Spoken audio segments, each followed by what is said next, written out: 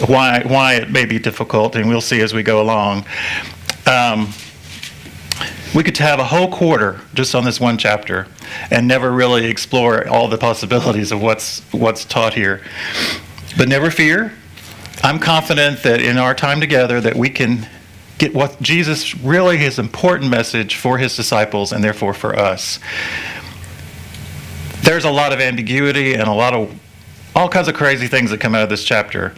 But if we focus on what he really wants us to know and what we should really learn, I think that's pretty clear. So we'll get to that. All right. Let's read the first 4 verses.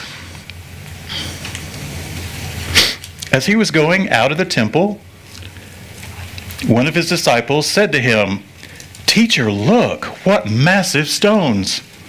What impressive buildings!" And Jesus said to him, "Do you see these great buildings? Not one stone will be left upon another. All will be thrown down." While he was sitting on the Mount of Olives across from the temple, Peter, James, John, and Andrew asked him privately, "Tell us, when will these things happen? And what will be the sign when all these things are about to be accomplished?"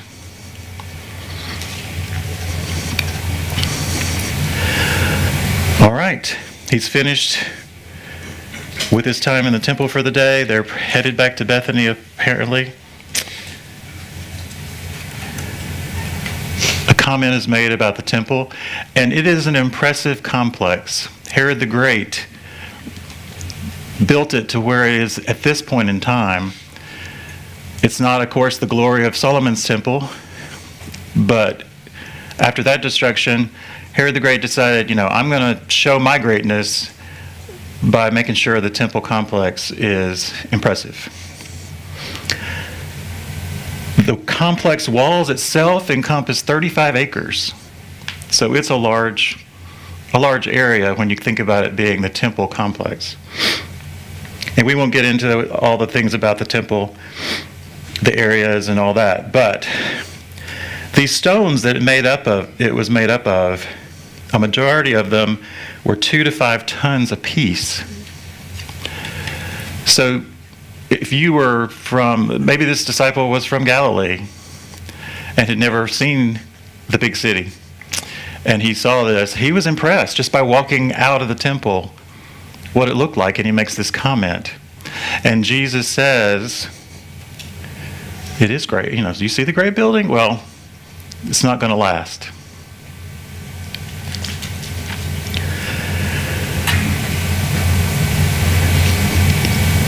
Verse 2, he is referring to the coming destruction of the temple.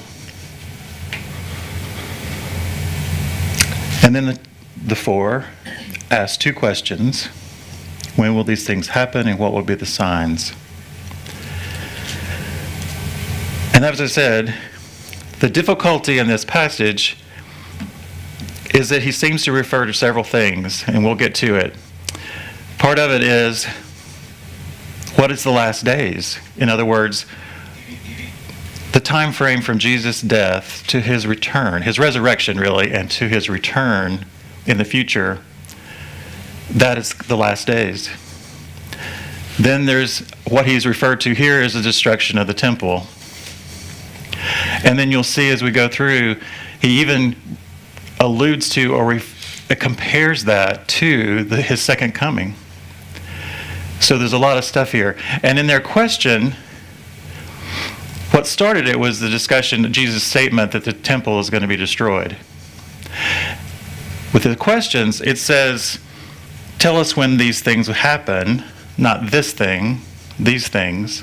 So it's possible they had multiple parts to what they were wanting to know, because he made the statement in the temple, or as they were leaving the temple. They've been walking all the way to the Mount of Olives, and it's a beautiful view. Even today, if you are standing on the Mount of Olives and look back toward the Temple Mount, it's impressive. And while they're there looking, sitting and looking, they ask these questions. Now, It's possible that when this happened, this was a dialogue between him and his disciples. They asked questions and he answered, back and forth. That's not the way it's presented here. And how you parse out the sentences here, you can get different conclusions on what he's talking about. That's the difficulty, and it's been studied for ages. So we'll step through. I'm going to give you my best idea of how we can look at it, and I think there's some contextual clues. But I don't know anybody can say, I have figured this chapter out. Because it is a puzzle. There's some puzzles in it. And so we'll see as we go through. Let's continue. So how does he answer? How does Jesus answer? We're going to look at 5 to 13. Jesus told them, "Watch out that no one deceives you. Many will come in my name saying, 'I am he,' and they will deceive many. When you hear of wars and rumors of wars, don't be alarmed. These things must take place, but it's not yet the end. For nation will rise up against nation, and kingdom against kingdom. There will be earthquakes in various places, and famines. These are the beginning of birth pains. But you, be on guard. They will hand you over to local courts, and you will be flogged in the synagogues. You will stand before governors and kings because of me as a witness to them. And it is necessary that the gospel be preached to all nations. So when they arrest you and hand you over, don't worry beforehand what you will say, but say whatever is given to you at that time, for it isn't you speaking, but the Holy Spirit. Brother will betray brother to death, and a father his child. Children will rise up against parents and have them put to death. You will be hated by everyone because of my name, but the one who endures to the end will be saved.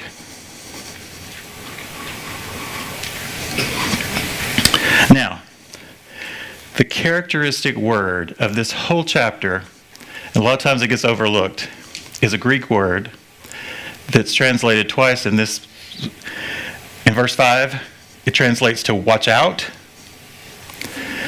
And to verse 9, it translates be on your guard. And we'll see it's going to show up even later in the chapter. Jesus says this word over and over in this chapter. I think that is one of the things he really wants them to get from his discourse. Now, they ask for signs, and he says, I don't want you to be misled. And then he mentions some things and basically tells them it's not the end when you see these things. He says you will hear of wars and rumors of wars, but don't be alarmed. These things must take place, but it's not yet the end. For nation will rise up against nation and kingdom, and there will be earthquakes in various places and famines. These are the beginning of the birth pains. Now, if you were to go to somebody today and ask, what are the signs of the end of time? They'll say wars, rumors of wars, famines, earthquakes. That's really not what he said, is it? He said those things are going to happen, but those are going to happen in the beginning of these times. So, yes, sir. That begs the question: what's being birthed? What's being birthed? Yeah, it's a good question. He didn't say. And we'll get through the whole chapter, and maybe it'll help. But like I say, there's a lot of questions here. All right. I think it's interesting that people read this part and say, oh, the signs of the end are the earthquakes, the wars, blah, blah. And Jesus is actually saying the opposite. He's saying, don't be deceived. These things are going to happen, but this is the beginning. That's not the end. Okay? So that's one thing. And then one of the most important passages, probably the most verses are spent on what he says 9 to 13. Be on your guard. And he tells them what's going to happen to them. What's coming for them. They're going to be persecuted. They're going to be brought to court. They're going to talk to kings and governors. And he says it's necessary that the gospel be preached to all nations. In other words, that's something that has to be completed before the time is over. Right? You have a job to do, and it's going to be hard. But don't worry. I'm going to give you help. The Holy Spirit is going to be with you. And you may be scared to death being thought of, I'm going to be brought before courts and kings and governors to talk about you. And he says, don't worry. The Holy Spirit will help you with what to say.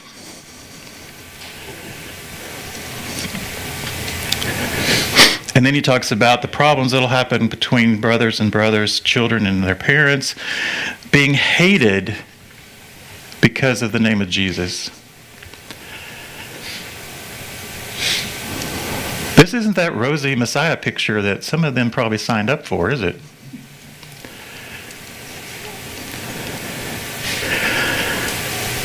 But the one who endures to the end will be saved.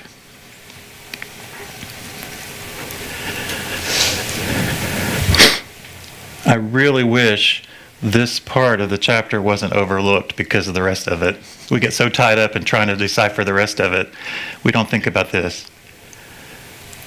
This is the personal message to the disciples from Jesus. Here's what's going to happen to them.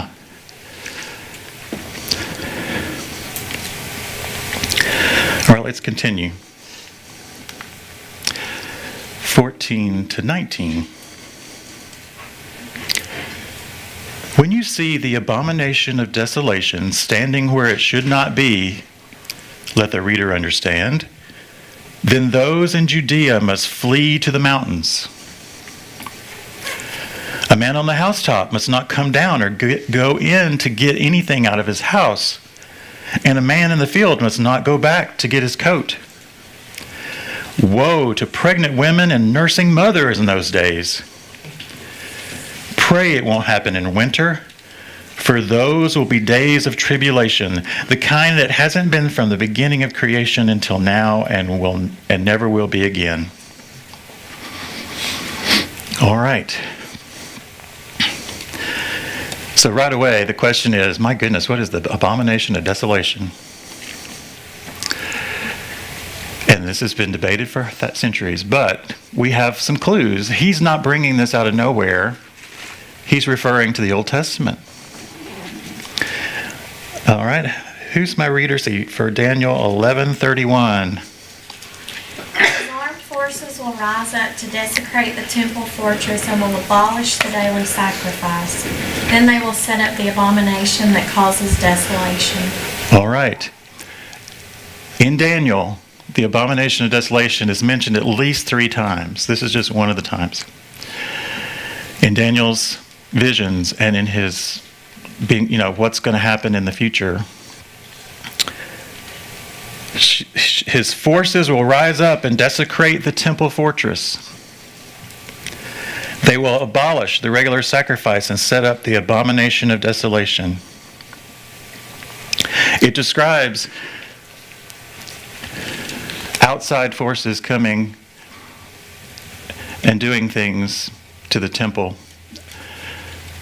Destroy the coming destruction.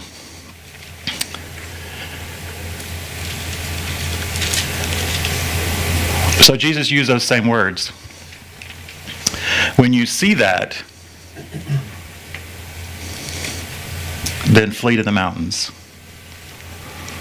Now, Desolation means to lay waste, to destroy. And an abomination is something detestable.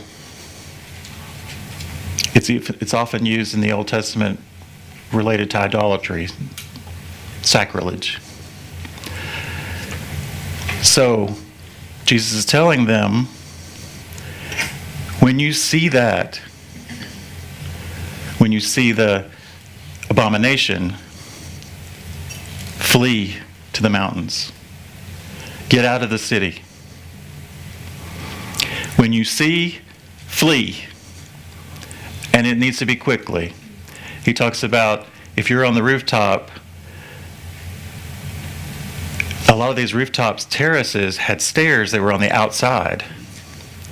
So he's saying, don't even bother to go into the house. Get down off the roof and go. Now, from history we know the temple was destroyed in AD 70. This time with Jesus is about AD 33. It's coming. And Josephus, a Jewish historian, wrote about that time and wrote about the way it happens is the Romans come and they lay siege to the city. If you're going to take a city, first you weaken it by surrounding it. Nobody can come in and out. You cause problems for the city even before you attack, and then you can be successful in your attack. That's what happened in AD 70. The Roman army came, encircled the city, laid siege to it, and eventually took it and destroyed the temple, just as it was said. So basically what Jesus is saying is when you see bad things starting to happen, you get out. Because once you're trapped in a siege, you're trapped. All right.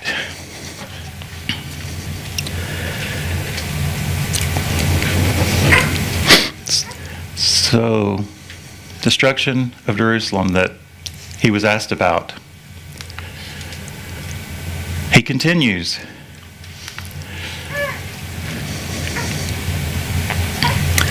If the Lord had not cut those days short, verse 20, no one would be saved. But he cut those days short for the sake of the elect whom he chose.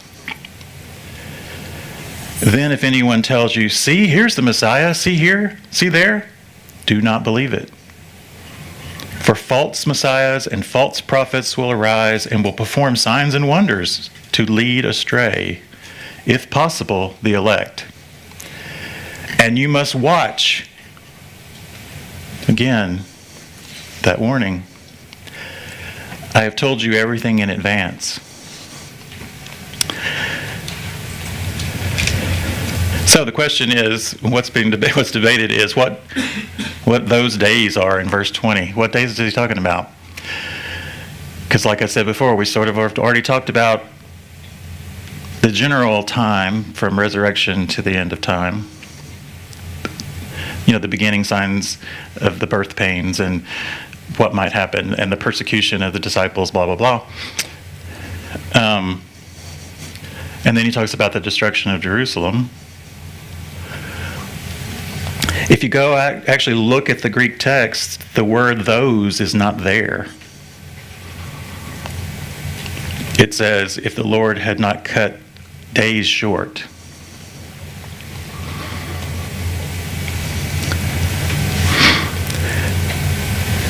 But I think part of the clue is here, verses 21 and 23, where he's talking about, 21, 22, where he's talking about the false messiahs and the false prophets.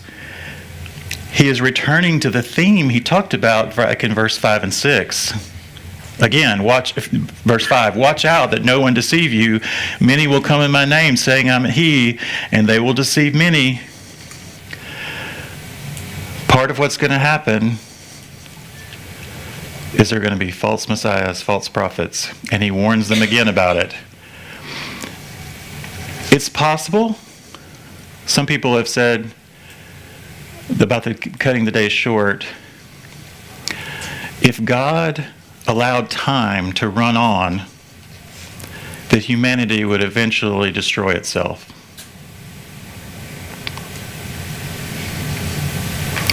But God doesn't want that to happen, so he's going to make sure that the days are short. In other words, before that happens, before mankind destroys itself, before the elect are wiped all out, God's going to make sure that the elect is still here. Just a thought. Just possible way of looking at it.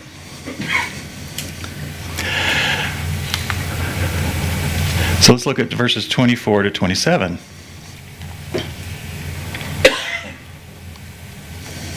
But in those days, after the tribulation, the sun will be darkened, and the moon will not shed its light. The stars will be falling from the sky, and the powers in the heavens will be shaken. Then they will see the Son of Man coming in clouds with great power and glory. He will send out the angels and gather his elect from the four winds, from the ends of the earth to the ends of heaven. All right, he's talked about what's going to happen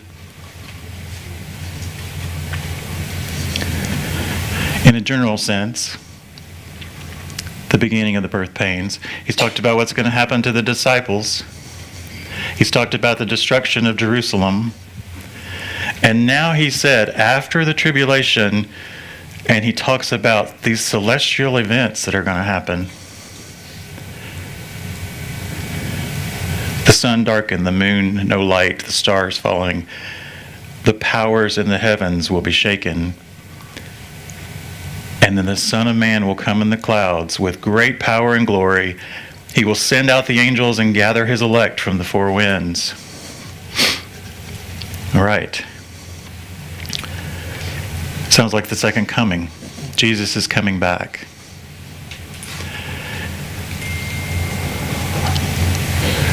And the elect are going to be gathered.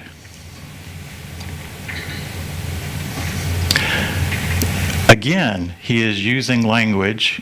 We've talked about the Son of Man, how he refers to himself over and over as the Son of Man. He's using this language from Daniel.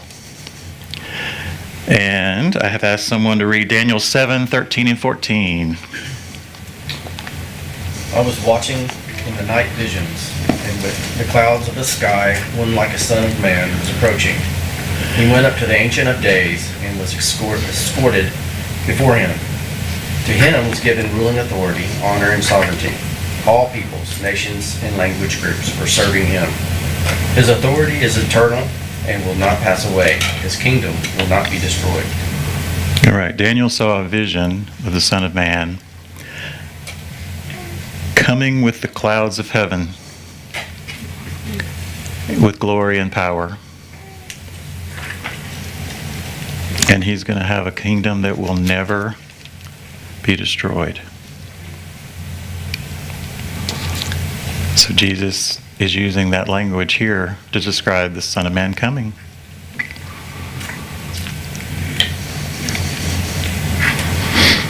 All right, let's continue.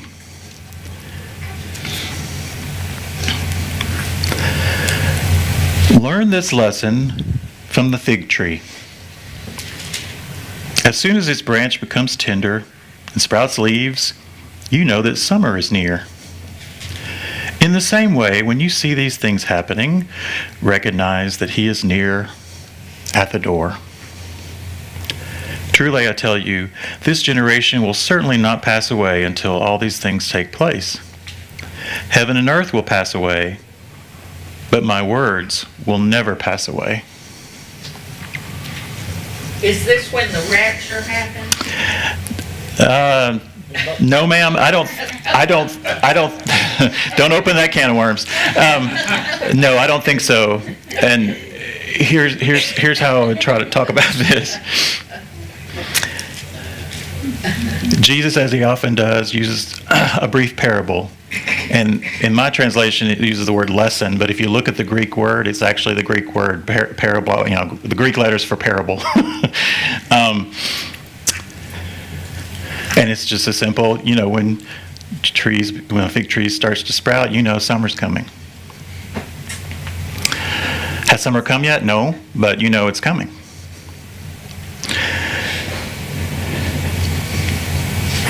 Now, in verse 29, when it says, "In the same way, when you see these things happening, recognize that he is near at the door." So the question that's debated is, what these things is he talking about? Right? And it'll make more sense when we continue, because he doesn't stop. So hold on to that thought. But my one thought at this point is, I think it's, his general comments about the end times and his comments about the destruction of Jerusalem, which is what they asked about. If his second coming was one of the things he's talking about here, it would be illogical, because he would be saying, when you see me coming back, I'm near. Well, no. So the second coming is not part of what he's talking about here. The things that I've shared with you, when you see those things, it's near. But he's not including the second coming in that, because he's telling you when the second coming is going to be near. In other words, if I was going to say, I didn't think this through, but if I was going to say, we're going to have lunch, and then we're going to go to the museum, and then we're going to go have dinner, and I say, when these things happen, it'll be near to dinner. Well, I wouldn't say that these things includes dinner. That was the lunch and the museum, right? If you see the lunch in the museum, then dinner's near. Does that make sense? So anyway, that might help a little bit, because of what bothers people is that part where he says, "Truly I tell you, this generation will not pass away until these things take place."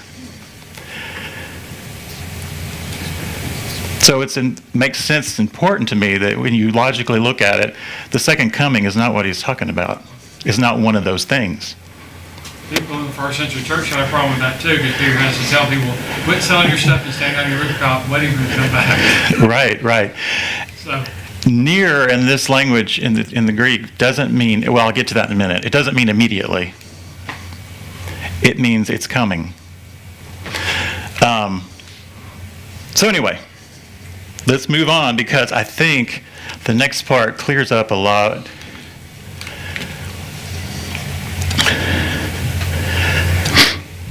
(32) Now concerning that day or hour, no one knows, neither the angels in heaven nor the Son, but only the Father.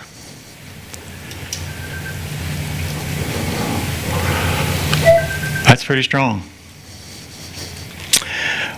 33, again, that word, watch, be alert, for you don't know when the time is coming.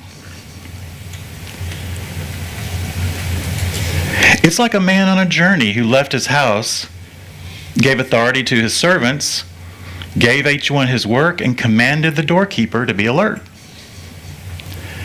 Therefore, be alert, since you don't know when the master of the house is coming, whether in the evening or at midnight or at the crowing of the rooster or early in the morning. Otherwise, when he comes suddenly, he might find you sleeping. And what I say to you, I say to everyone, be alert. See what I meant? How often that comes up in this passage, this chapter?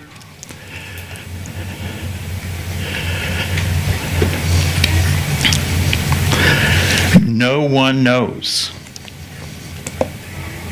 Watch. Be alert. And then he has another little parable about the parable of the doorkeeper. The story seems to indicate the master's gone, and the doorkeeper is supposed to watch the door. He's the security of the house. But when the master comes, he wants to be let in. and he has no idea when he's coming back. So that doorkeeper has to be alert. All right. I have not asked for comments yet because I wanted to get through all of the discourse. There have been so many erroneous things taught from this chapter. As you know, it has happened with Revelation, as has happened with Daniel. And when you combine Daniel and Jesus' sayings and Revelation, and you mix it in a weird stew, you can come up with some crazy stuff. So what I want to do, I'm going to open for comment because there's a lot here. But focus on, we may never puzzle out every little detail here. Again, I think it was a conversation that may have made more sense if you heard the whole discourse. But what we have Mark here is saying, the 4 disciples asked a question, and Jesus asked some questions, and Jesus answered, and here's his answers. You could debate it forever, exactly what means what. But I think if we focus on what he's telling the disciples, what lesson he wants them to take from this, is stuff's coming. You need to watch. You need to be aware. Some of it is false teachers and prophets are going to talk about. The Messiah is, some people's going to say they're the Messiah. Don't fall into that trap. Also, you're going to be persecuted. Being a follower of me, you're going to be hated. Endure. Look at the commands in this chapter. Watch, be alert, beware, endure. And then he's basically again telling them, nobody knows when I'm coming back. I don't have signs to give you that's going to pinpoint the day. Just be aware he is coming back, and he's coming for his elect. And you need to be ready. You need to live your life as if he's coming today. Wow, there's a lot of good messages in there. Don't get bogged down into the minutia of trying to figure out the puzzle of the end times, because that's unending. Not that it's not valuable, but Jesus, I think, is telling us what's valuable about the end times. All right, any thoughts, questions, comments? You know, I think what's fascinating about this, you go back and look at Luke 21 and come back to 24, combine this with this right here, you have an understanding. It's clear, it's discussing the destruction of Jerusalem beyond that, Luke 21, verse 20. But what's amazing about it, according to historians, no Christian died in that when Jerusalem was destroyed. According to what we know about it, we have a fairly good record of it. The Jews were destroyed, but the Christians were not. They paid heed to this warning and they left, according to the historical record. And that's what's very interesting about this. And to be honest with you, I think he's pointing to about the time period when Cornelius was converted, the Gentiles were coming in, and this is about the destruction of the temple and the old law changing to this is going to be a new law, a new way of worship. And he was taking it out, he was destroying it. And what's interesting about the history is that the priesthood was destroyed at that time. As far even to this day, Israel is still trying to figure out who's of the tribe of Levi. They're struggling with that. And why? Because what happened back then, Christ wiped out that priesthood. And I think it's a fascinating, event in history. Because it changed world history at that point. Absolutely. And if you look at the story of God from the beginning, he told them over and over, you're my people, but if you're going to be destroyed based on what you have done or not done. But I have a plan for you. it sort of makes sense now, doesn't it? That now that Christ has come and we have the way of salvation, the temple can be destroyed. It makes sense that God would let that happen. Like you said, to wipe out the lineage of the priests and all those things. There was a break, within 3 decades of Jesus leaving. Once the church is established, once Christianity has taken hold, it is fascinating. It is fascinating. Can I tell you one more point of history? Yes, sir. This comes from another teacher. I hadn't verified everything he said. But he pointed out something about the destruction of Jerusalem. About the time that Israel in the Old Testament started sacrificing their children to false idols, you go back and look at the time period in history, that's when Rome came to existence at that point in time in history. And it's nearly as though, I'm not saying it happened, but it's nearly as though God said, I'm fed up with you, Rome coming to existence, take them out. Because it's Rome that comes in later and destroys Jerusalem, destroys Israel. They happen to come into existence right at that time in Israel. And the comparison is, what are we doing today in this country? We're destroying our youth. I have a comment on that. Sure. Solomon had lots of wives, lots of idols, and did a lot of idol worship. When Rehoboam and Jeroboam split, one of them set up a calf as a worship to God, a golden calf, in Dan. So there was a lot of idol worship throughout the history of Israel. In the time of the judges, they had ephods they worshipped as an object of worship because they saw it as a holy thing. Right. There's been lots and lots of idolatry throughout the history of Israel that has been condemned, but it's existed over and over and over throughout history. And what are we doing in this country?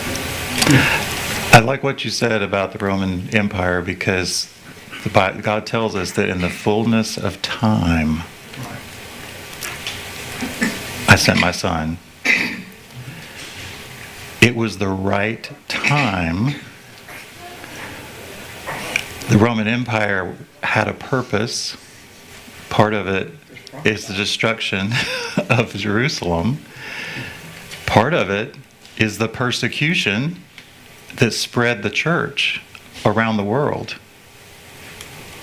And then Christianity became part of the Roman Empire and became, right or wrong, the church religion. The religion of the government.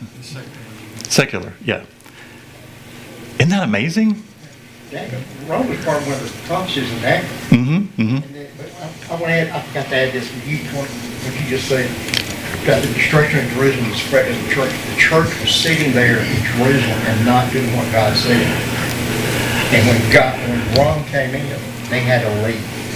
Because they what God told them to do. But in the meantime, they had been sitting there doing nothing. They just stayed in Jerusalem, converting their people in the neighborhood. It's interesting that Christians were dispersed at a time when they needed to be dispersed to spread the word. All right, a lot there. And I thank you for paying attention and getting us where we needed to go. I think we've hit what the real message for us is, but let's just ask 2 questions. Jesus told his disciples that they would be persecuted and hated, but if they endured to the end, they would be saved. Are you prepared for this aspect of being a disciple? How are you enduring? Come November, we may find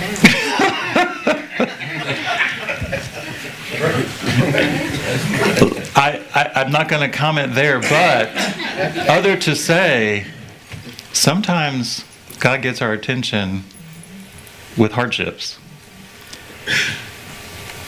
If we don't do what we say, what's it says God won't take this country away from us? Think about that too. Yeah, Rome was indispensable, right?